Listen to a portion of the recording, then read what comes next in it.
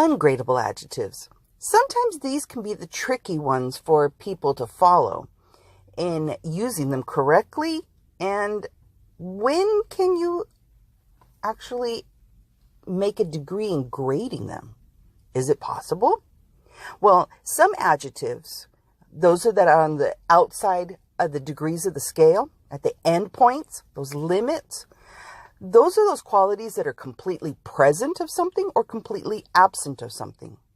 And these are referred to as ungradable adjectives. Like in this poster, a wanted poster. These were always posted up a long time ago. And it was always wanting to have some criminal dead or alive. Well, those are ungradable adjectives because if he's dead, he's dead. And if he's alive, he's alive. And there's always a reward for the criminal, dead or alive. Those ungradable adjectives on the limits of the scale. Ungradable adjectives, we can look at 3 points on these. They do not occur in comparative or superlative forms such as the gradable. We can't have the westernest or the deadest. You can't make it worse or more than what it is. And then we cannot use the adverbs such as very or extremely. Very western? Very dead? No, that doesn't make sense. Dead is dead, and in the western part is the western part.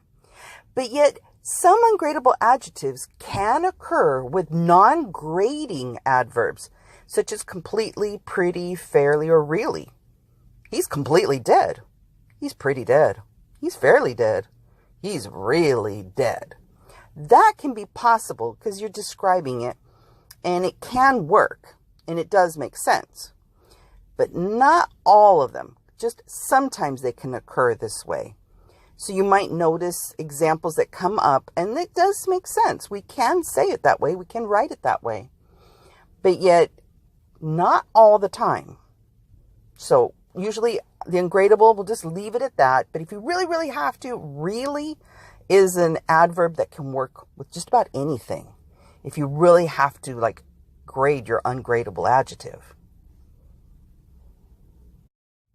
Interestingly, ungradable adjectives describe those qualities that cannot vary in intensity or in grade because they're completely present of that quality or completely absent of that quality.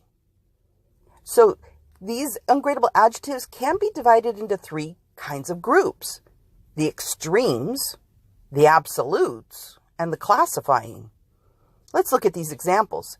Extremes: freezing, boiling, priceless, free, furious. Each of these is at the absolute present of attaining these things. And then the absolutes: dead, authorized, broken, innocent, married. There's nothing. Dead is dead. Married is married. And the classifying group, by putting them into categories: nuclear, western, eastern, annual, federal. These words can help distinguish what's being described, be it they are ungradable. If you're in the western part of an area, you're in the western part.